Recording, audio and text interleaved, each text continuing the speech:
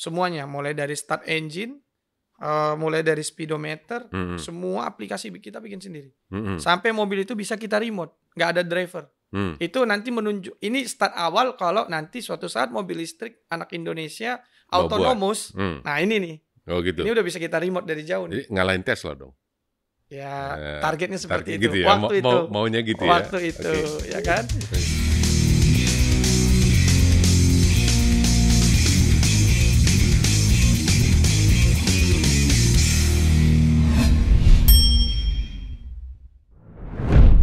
Jumpa lagi dalam Tagar Togar Podcast. Saya Togar Sitanggang.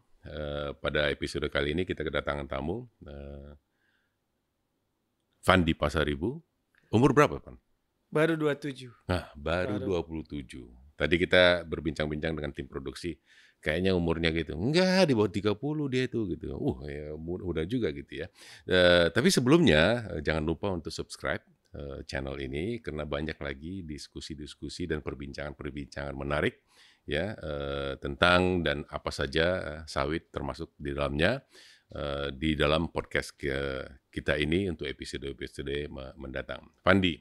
Siap, Abang. Mobil listrik. Itu ceritanya gimana itu? Mobil listrik sempat menjadi juara lomba ya. Lomba race, lomba nasional.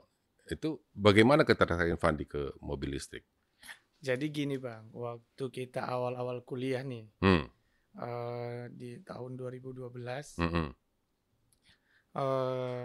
ada Fandi berkumpul dengan satu tim, satu teman-teman dalam satu kelompok, berpikir harus ada inovasi baru. Oke. Nah, waktu itu kan ini tahun berapa ini? Tahun 2012. 2012 ya. Waktu itu kan banyak mahasiswa itu fokusnya kepada lomba robotik, ya, roket betul. terbang, betul. drone dan lain-lain. Nah, kita niatnya itu jangan ngikut itu.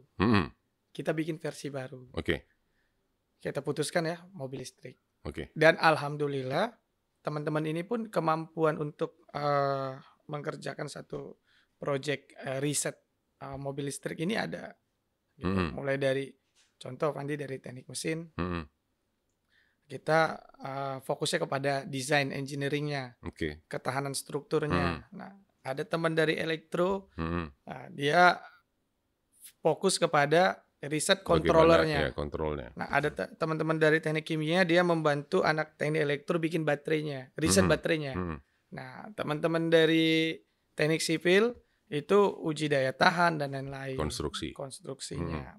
Nah, jadi kita berkumpul jadi satu, kita coba kembangkan riset mobil listrik. Nah, budaya di Indonesia ini kan dikit-dikit lomba.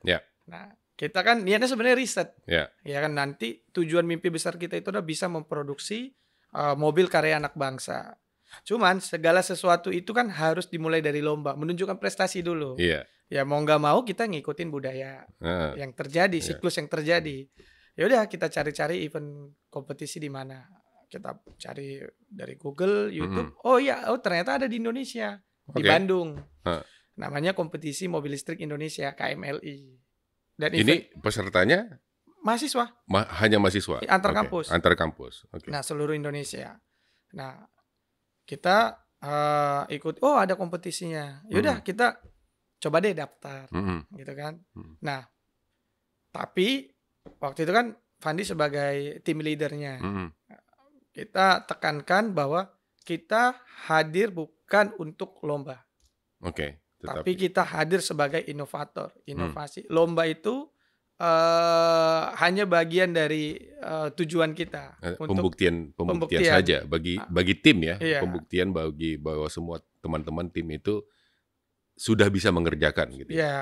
Jadi mindsetnya kita itu dulu nih, kita bangun. Kita bangun mindset bahwa kalau kita berfokus pada lomba, ya motor listrik kita tinggal beli dari luar negeri. Baterai tinggal kita beli dari luar negeri. Controller udah rakit. Nah, tunggu dulu. Baterai itu dibuat sendiri. Waktu itu kita kolaborasi. Jadi dari mobil listrik ini, kalau menurut kita ya, kalau menurut versinya kita itu waktu itu ada tiga komponen inti di mobil listrik. Yang pertama itu motor listriknya sendiri. Yang kedua adalah baterai. Yang ketiga adalah controller. Oke. Nah, cuman sehebat apapun motor sama baterai, kalau tidak ada controller, ya sama aja. Nah, Ini kontrolnya untuk menyambung antara iya, motor dan ininya dan baterai. baterainya Dia ya. mengatur semua arus baterai Hmm, dan hmm, lain-lain. Dan membuat mobil canggih itu ya controller tadi. hmm. Nah, yang membuat mobil listrik itu menjadi masa depan itu adalah controller. Oke. Akhirnya, Fandi sama teman-teman, kita fokus, udah dari 3 ini, kita fokus pada controller, harus bikin sendiri. Oh, oke. Nah, jadi Menarik. kita bikin sendiri. Jadi di program sendiri. Di program sendiri. Basisnya? Pakai bahasa pemrograman teman-teman elektro lah yang Iya. mengerjakan itu. Jadi baterai pertama kita datangkan dulu nih dari Korea kalau nggak salah waktu itu. Motor listrik juga dari Korea. Nah, tapi nyampe di Indonesia kita bongkar. Di bredel lah. Di bredel, di adjust motor untuk ini. Jadi kita belajar mulai dari nol, medan magnet seperti apa, tentang motor listrik itu, kumparannya seperti apa, pergerakannya seperti apa. Jadi memang benar-benar waktu itu kita beli motor listrik 4, 2 kita korbankan. Iya, untuk buat belajar. Untuk diteliti. Nah, untuk kita teliti kemudian kita gambar lagi. Karena mimpi kita nanti suatu saat penyempurnaan. Tujuan utamanya itu adalah kita bisa bikin motor listrik versi anak Indonesia sendiri. Oke. Nah, meskipun berbasis riset, ya kan. Yang kedua penyempurnaan. Mungkin kapasitas motor yang baru kita beli ini sekian watt, mungkin kita harus ditambahkan dengan apa yang dipelajari lah. Baterai juga seperti itu. Tapi kalau memang totally kita controller. Jadi ya kita kontrol riset sendiri, bikin sendiri, belajar otodidik nih teman-teman. Sama Fandi semuanya kita kan belajar sendiri. Dosennya ada juga dong? Ada tempat kita curhat. Menariknya dosen juga mensupport kita. Kampus juga sangat luar biasa mensupport. Jadi kontrol tersebut kita riset. Kita hitung sampai 19 kali percobaan itu gagal. Motor listriknya kebakar sama baterainya itu. Percobaan pertama gagal, kedua gagal, ketiga gagal. Dan pada akhirnya kan berhasil. Kita bawalah kompetisi. Berhasil pun jalan mobilnya kayak bebek ternyata. Pelan banget. Nah, tapi kita percaya diri. Kita juara terakhir. Event balapan kita juara terakhir. Tapi kita puas. Karena itu semua menjadi inovasi sendiri. Sendiri. Kalau yang lain-lain itu mungkin ambil dan ambil, tinggal dirangkai dan dijalankan gitu ya. Tapi ini yang kalian lakukan itu baterainya diinovasi lagi, sistemnya motornya diinovasi dan lain-lain. Itu tapi pencorot dong ya. Kalau orang Medan kan pencorot gitu ya. Jadi yang membuat kita puas itu kan Bang, bahasa anak Medan tadi apa namanya, paten kali gitu ya. Membuat kita merasa paten kali itu. Teman-teman kampus lain akhirnya belajar sama kita. Karena kita pendatang baru nih. Kita tidak sekedar datang, itu tadi, tidak sekedar datang hadir untuk lomba. Tidak untuk menang. Nah, jadi bodi mobil pun kita bikin sendiri, pakai fiberglass campur serat karbon. Di mana teman-teman yang lain dari tahun ke tahun gitu-gitu aja, cuman pakai plat, pakai ini, lapisan bodi. Tapi kalau karbon bukan lebih berat dia jadinya? Karbon lebih ringan. Kalau processing serat karbonnya detail dan bagus itu bisa lebih baik. Nah, kita itu ada belajar juga sama inovator di Jogja, bengkel, gimana sih cara bikinnya. Sebenarnya mata kuliah kita pun ada terhadap, cuman kan kita taunya teoritis. Nah, kita belajar kepada praktisi. Kampus kan teoritis selalu kan. Jadi kita belajar, kita datang, hadir, semua orang, wah ini mobilnya kok dari tampilan dari luar bagus. Ya kan? Kayak F1 gitu ya. Iya, jadi tampilan catnya rapi, bodinya rapi, tidak ada bukan kaleng-kaleng. Bukan kaleng-kaleng kalau kata anak Medan. Jadi dan kita hadir juga sebagai inovator. Kalau yang lain, peserta yang lain, dia datang memang fokus untuk balap. Memang buat kenceng-kencengan. Kalau kita ciptain teknologi. Waktu itu kita hadir, meskipun tidak ada kategorinya, kita bikin aja.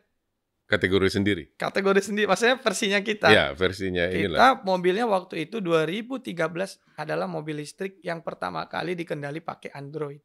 Oke. Jadi smart system semua. Mulai dari nyalain mobil. Basisnya Android. Android. iOS juga bisa. Cuman waktu itu kita tampilkan yang Android. Jadi di dalam mobil kita tempel satu tablet, ya kan? Semuanya, mulai dari start engine, mulai dari speedometer, semua aplikasi kita bikin sendiri. Sampai mobil itu bisa kita remote, nggak ada driver. Itu nanti menunjuk, ini start awal kalau nanti suatu saat mobil listrik anak Indonesia autonomous. Nah ini nih. Oh gitu. Ini udah bisa kita remote dari jauh nih. Jadi ngalahin Tesla dong. Ya, targetnya seperti target itu. Gitu ya? Waktu itu. Maunya gitu ya. Waktu itu, ya kan? Nah, tahun pertama kita lewati risetnya. Tahun kedua kita perbaikin lagi. 2014 tampil lagi kita dengan teknologi baru. Teman-teman udah mulai ngikutin gaya kita. Kita inovasi baru lagi. Ini apa lagi nih mobilnya Pandi sama teman-temannya ini. Kok beda lagi nih. Kok beda lagi gitu kita kan. udah belajar 2 tahun dari dia, ini sekarang dia muncul yang baru lagi gitu ya. Kan? Waktu itu hampir rata-rata mobil balapnya teman-teman kayak go-kart pakai bannya masih pakai ban go-kart atau sepeda motor. Yeah. Kita hadir pakai ban mobil. Ban mobil langsung. Yang tipe yang kecil. Yang kecil. Jadi kita datang. Ini nggak mungkin menang ini. Karena gesekan apa segala macam kita hitung itu. Kita buktiin juara 1 kita. Gitu ya. Jadi 2013 kita juara terakhir, kita juara 1. Dari apa yang paling akhir menjadi yang paling pemenang gitu. Iya, pemenang. Dan pada saat itu teman-teman juga udah mulai ngikutin sistem pakai Android. Kita udah melompat lebih jauh lagi. Nah, gitu. Pakai apa lagi sekarang? Jadi kita udah tidak hanya tampilan speedometer di dalam sebuah tablet, tapi kita bisa live streaming. Kalau podcast ada waktu itu, Pak, mobilnya bisa podcast itu, Pak. Udah langsung ya, udah langsung. Jadi orang bisa nonton langsung dari jarak jauh. Kita kan share nih ke teman-teman di kampus. Nggak usah datang jauh-jauh ke Bandung, kalian bisa nonton. Jadi mobil itu kita pasang semua kamera ya kan? Kita live kan di Facebook, di Twitter, di YouTube. Dan kita udah teman-teman dari software engineering bikin pemrograman mobilnya, mungkin dari kecepatan sekian dia ngupdate. Ngupdate di Twitter, ngupdate di Facebook. Dia bikin status sendiri. Ya kan, pakai hashtag. Kalau ada podcast Bang, kita bikin hashtag tagar-togar waktu itu, Pak, kalau bisa. Jadi hashtag mobil kami kecepatan 30. Tapi maksimum kecepatan berapa ya mobil listrik yang pada waktu itulah? Waktu itu kan kita hanya dibatasin daya motor listrik itu sekitar 2 kilowatt ya, 2000 watt.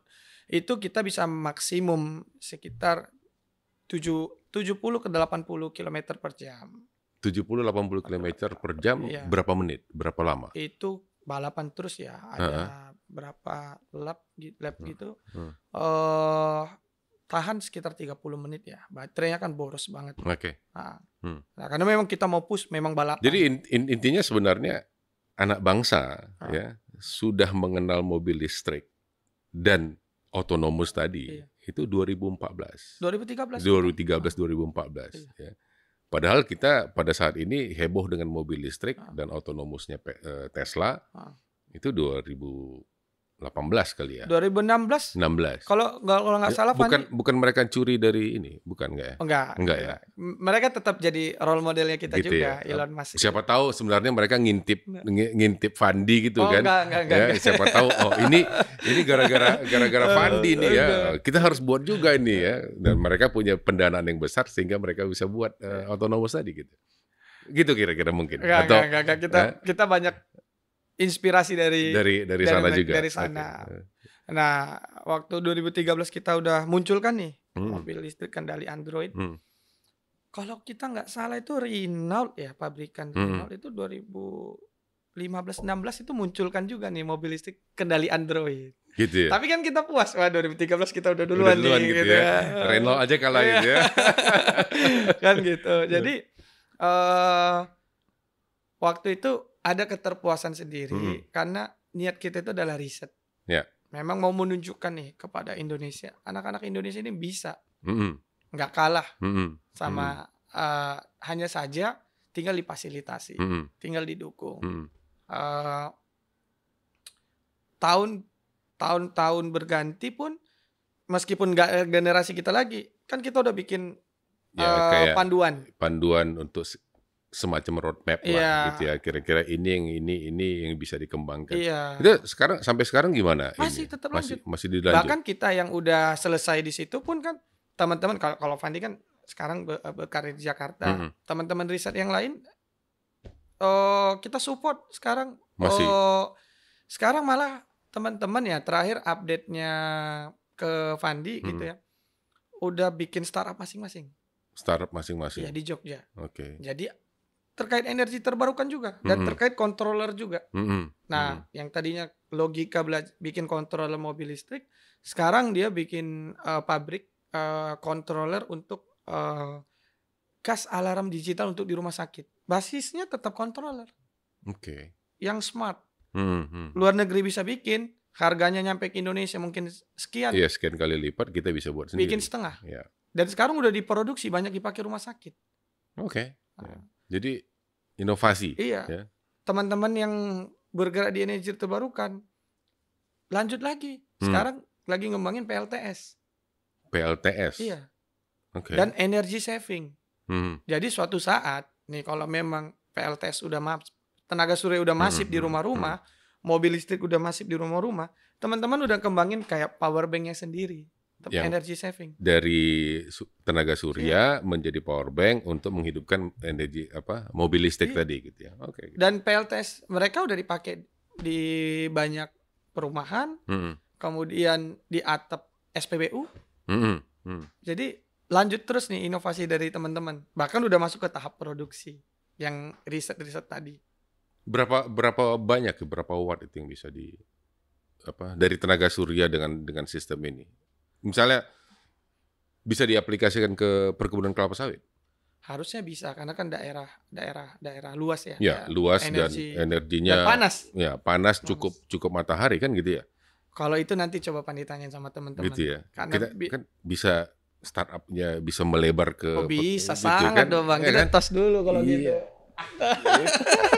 tinggal dapat ide nih kan? Iya, betul juga ya. Karena kan perkebunan kelapa sawit kan untuk membangun jaringan kalaupun pakai kabel. Udah ada sekarang yang tenaga listrik ya. Lampu-lampu jalan itu udah biasa ya, lampu jalan dihidupkan dengan tenaga surya gitu ya. Tapi kan siapa tahu ada yang lebih baik dan quote-unquote lebih murah gitu ya. Daripada yang harus diimpor. Dan yang sekarang kan dari Cina. Karya anak bangsa. Karya anak bangsa gitu loh. Nah. Dan selain bergerak contoh di perkebunan sawit, kita bicara energi panel surya. Yang pernah nih pengalaman Fandi kan di kampung juga banyak perkebunan sawit. Di dalam suatu kawasan sawit itu kan sinyal susah. Iya. Ya, sinyal kan susah. Ya. Nah, kita juga kembangin satelit itu. Yang kecil-kecil. Penguat sinyal. Oke. Jadi bisa itu karena kan ya kita tahu harus dipilih satu tempat untuk bisa menjangkau segitu luas gitu ya. Kalau dengan inovasi-inovasi seperti ini kan mungkin dengan sel-sel kecil yang bisa ditempatkan di perkebunan sawit yang segitu lebar ya, luas gitu ya. Akhirnya bisa komunikasi bisa lebih lancar di perkebunan sawit daripada itu harus dilakukan itu. Harus dong. Ya. Kasih tahu dong teman-teman itu supaya lebih inovasi ke perkebunan kelapa sawit. Pulang dari sini Fandi telepon mereka semua. Gitu ya. Kita Zoom meeting. Karena dapat ide dari sini gitu ya. Jadi hari itu detik itu juga real time harga sawit tahu ya gitu kan. Ya? Iya. Jadi nggak delay. Ya itu karena permasalahan harga sawit itu kan kadang kan ke petani sawit kan datangnya mungkin terlambat gitu ya. Jadi sebenarnya anak-anak muda sekarang harus bisa inovatif ya. Bisa memberikan informasi harga-harga sawit itu langsung kepada petaninya gitu ya. Bukan dia mendengar dari tengkulak ataupun pengumpulnya kan gitu ya. Betul. Ya. Itu hal yang baru ini bisa Fandi dan teman-teman bisa lakukan, ide baru. Harusnya ini bisa berkolaborasi dengan teman-teman agroteknologi. Ya. Kan? Supaya kalau agroteknologi sekarang kan lebih banyak juga hortikulturanya, harga cabai dan segala macam sudah ada juga gitu ya. Tapi kalau harga sawit aku belum begitu dengar gitu ya untuk ini. Mungkin bisa dikembangkan sama. Boleh nanti Pandi coba Ya. kumpulkan Jadi teman-teman lagi. langsung dapat ide dan kita kerjakan gitu ya. Iya, kita buat dalam satu sistem. Ya. Ya kan, kita buat dalam satu sistem, dalam satu aplikasi. Karena hampir semua sekarang tiap rumah udah punya gadget. Iya, udah punya HP Udah semua punya kan. HP. Satu rumah minimum dua HP kan. Satu si bapak, satu si ibu. Belum lagi anaknya kalau udah remaja kan. Iya. Gitu. Tinggal dia unduh aplikasi. Jadi tapi kan sistemnya kan kita udah siapkan. Iya. Nah, Fandi asalnya dari mana nih? Dari Barus, Abang. Barus. Tapanuli Tengah. Tapanuli Tengah. Peradaban Sumatera pelabuhan pertama ya betul. di Sumatera di Indonesia ini sebenarnya yang sudah dikunjungi dari ratusan tahun yang lalu adalah Barus. Ya. Tempat masuknya perdagangan di setidaknya Sumatera. Gimana sekarang kondisi di ini? Perkebunan sawit banyak? Perkebunan sawit banyak. Di Tapanuli Tengah ada beberapa HGU ya. Tapi kan Barus ini kan udah terpecah-pecah. Udah terbagi ada beberapa kecamatan. Dulu pun beberapa ceritanya ya, dulu beberapa daerah Aceh pun, contoh Aceh Pantai Barat itu masuk kawasan Barus. Karena mungkin memang zaman dulu itu kan perdagangan semua terjadi lewat Barus. Perdagangan itu ya kapur Barus tadi. Yang mahal itu kan kapur Barusnya. Kapur Barusnya. Dikirimnya Kemenyan. Hamijon. Ya, kalau orang sana tahunya Kemenyan. Apa Kemenyan? Nggak tahu. Hamijon. Oh, Hamijon. Oke. Jadi semuanya lewat dari Barus. Mau dari Danau Toba pun ke Barus. Mau dari Aceh pun. Tapi sekarang beralih jadi Sibolga. Beralih, ya Sibolga. Okay. Sibolga kan dia kota Madia sendiri. Dari Barus ke Sibolga kurang lebih 1,5 jam lah ya dari rumah. Dari rumah. Nah, perkebunan sawit di sana, gimana tanggapan masyarakat untuk perkebunan sawit?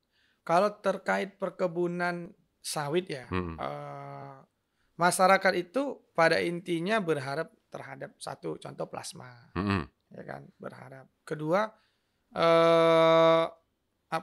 harga. Nah, kadang kan di daerah lain harganya udah sekian, udah di atas 2.000 seumpama, di kampung masih di bawah 2.000. Tapi pada dasarnya di sana masyarakat bergantung hidup dari sawit. Sangat bergantung. Sangat banyak. Dan perekonomian bergantung dengan sawit juga dong berarti. Iya. Terus sebagai generasi X ya, kalau 27 tahun aku udah milenial XYZ gitu ya. Di mana itu tanggapan sebagai Fandi sebagai generasi muda melihat sawit ini?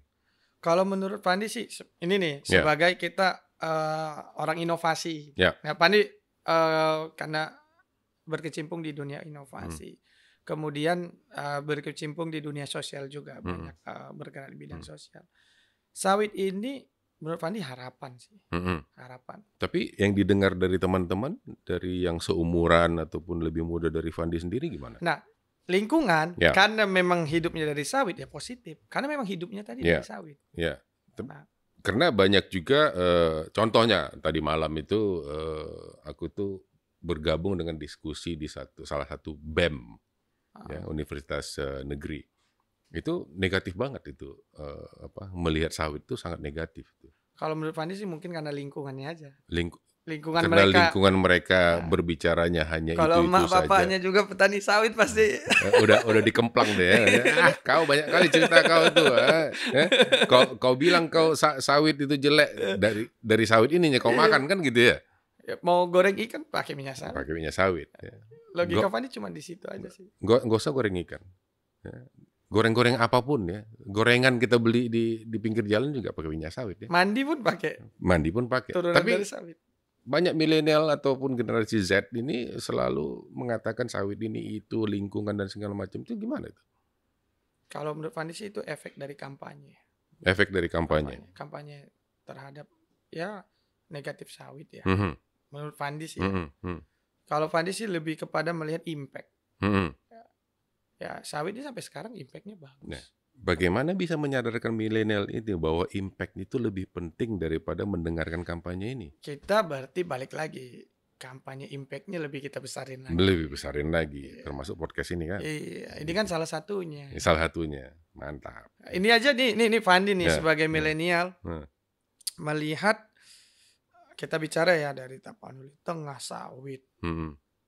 Kan berbatasan langsung sama Aceh Pantai Barat. Ya. Ada Aceh Singkil, ada Aceh Subuh Subuh Salam, Salam. ada Aceh Selatan. Ya. Sawit semua, Hmm. ya kan. Dari situ Fandi melihat jadi kepikiran sesuatu inovasi apa lagi nih? Yang bisa dibuat Mungkin untuk nggak bisa inovasi teknologi, tapi sesuatu ide bagaimana bisa membantu petani-petani tadi. Contoh masalah harga. Di daerah lain mungkin udah kita anggaplah di Simalungun ya. Di Medan udah di atas 2.000. Di kampung masih 1.800. Nah, ide Abang tadi kan pasti kita bikin satu sistem, ya kan? Kemudian petani-petani sawit kesusahan pupuk. Oke. Nah, setelah Pandi pelajari bukan karena industrinya, enggak. Mungkin dari usulan dari pemerintah setempat juga. Yang kurang. Kurang. Peran dari pemerintah Iya. setempat. Akhirnya nih Pandi kayak di Aceh nih, Pandi ketemuin sama bupati-bupatinya kan, atau kepala-kepala daerahnya, diskusi. Tahun ini naikkan lagi usulannya, biar diperhatikan sama pemerintah pusat terhadap alokasi pupuk sawit tadi. Alokasi pupuk lah. ya Ya. kan. Oh, mereka pun baru baru tahu. Kita kan hanya bisa sosial tadi memberikan informasi. Nah, tapi mungkin banyak juga pemerintah daerah itu yang mungkin kurang mengerti peran dari sawit ini juga. Betul. Ya. Jadi menariknya kalau menurut Fandi ya, untuk kampanye positif sawit dan agar kepala-kepala daerah berperan terhadap sawit, kita cari nih Bang, kepala-kepala daerah yang backgroundnya petani sawit.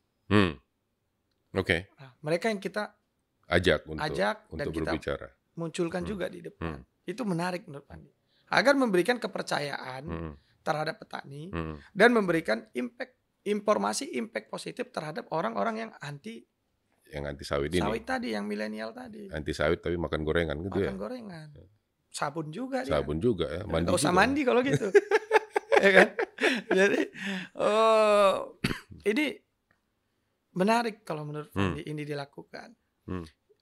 Terlebih contoh nih Fandi lihat mulai dari Aceh Pantai Barat tersebutnya. Itu sampai Sumatera Utara Pantai Barat. Pembelian bibit kecambah ya? Ya, kecambah. Semua kan dari Medan. Ya. Sampai kepikiran sama Fandi, gimana kalau di sini dibikin penangkaran? Ini mau Fandi lakuin nih Bang. Ini mau Fandi melakuin ini. Penangkaran. Tapi sebenarnya bisa dilakukan kerjasama sebenarnya. Kerjasama. Ya, dengan PPKS Medan PPKS, itu iya. atau Lonsum ataupun Sokvindo. Sangat bisa. Sudah Fandi bangun Sudah, komunikasi. Udah dibangun. Memang inovasi terus jalan ya gitu ya. Karena kita lihat ya, ongkos perjalanan. Terus banyak petani tidak ada akses. Mau ke Medan tadi beli di mana? Akhirnya dibayarin. Dan juga banyak yang apa istilahnya sertifikat bodong. Ya betul. Ya. Gitu. Itu pernah dulu ada 3 kelompok ketemu sama Fandi pas lagi Lebaran ini pulang kampung, sertifikat bodong. Akhirnya mereka nanam yang jelek. Yang jelek. Yang akhirnya mereka, aku beberapa kali dengar cerita itu, mereka nanam 10 hektar. Misalnya 10 hektar gitu ya, yang berbuah itu hanya 1 hektar. Yang 9 lagi nggak ada buahnya. Itu kan suatu tragis ya, karena itu investasi juga kan bagi mereka yang kecil-kecil ini. Ya, gitu betul. Ya. Itu tapi memang belum ada ya di daerah ada PPK penangkaran di. Ada yang kecil-kecil. Ini paling baru mulai, baru start. Contoh di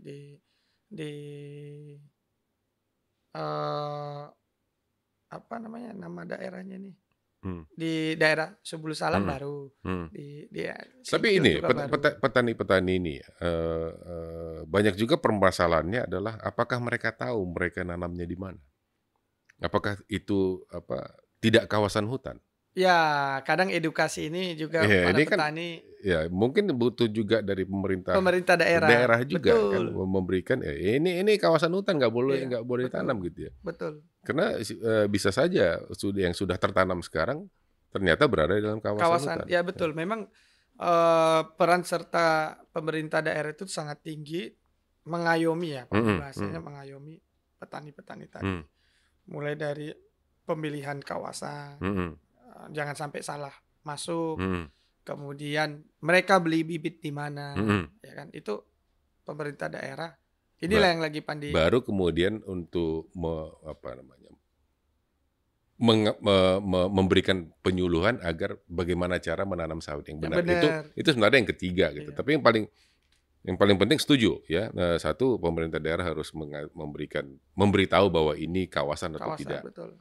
Ya, kedua harus bibitnya inilah yang benar gitu. Karena kalau bibitnya yang itu tadi, kalau kasus bibitnya yang jelek ya bisa jadi hanya 10% yang benar-benar bisa menghasilkan daripada yang lain-lain gitu.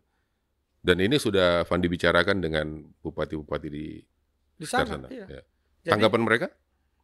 Mau. Memang itu menjadi kewalahan selama ini. Mereka tidak terlalu monitor. Gitu kan.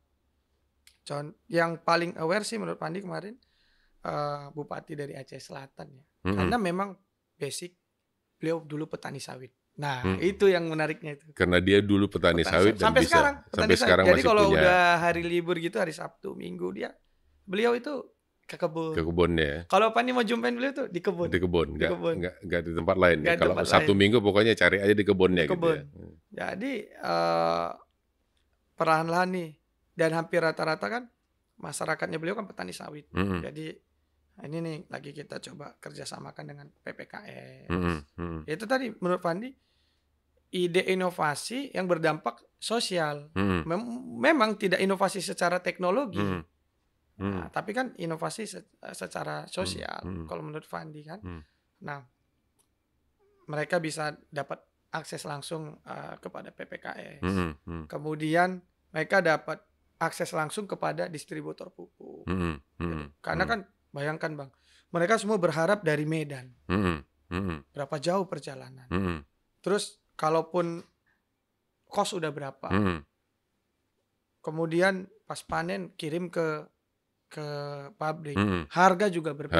Harga juga berbeda lagi. Gitu. Tapi memang apa istilahnya, rantai pasok dari sawit ini memang salah satu PR besar ya untuk industri ini. Supaya dari petani-petani tadi itu bisa mendapatkan apa istilahnya, nilai yang optimum untuk buah hasil panen mereka gitu. Baik, terima kasih Fandi sudah hadir. Teman-teman yang sudah mendengarkan dan juga menonton podcast ini.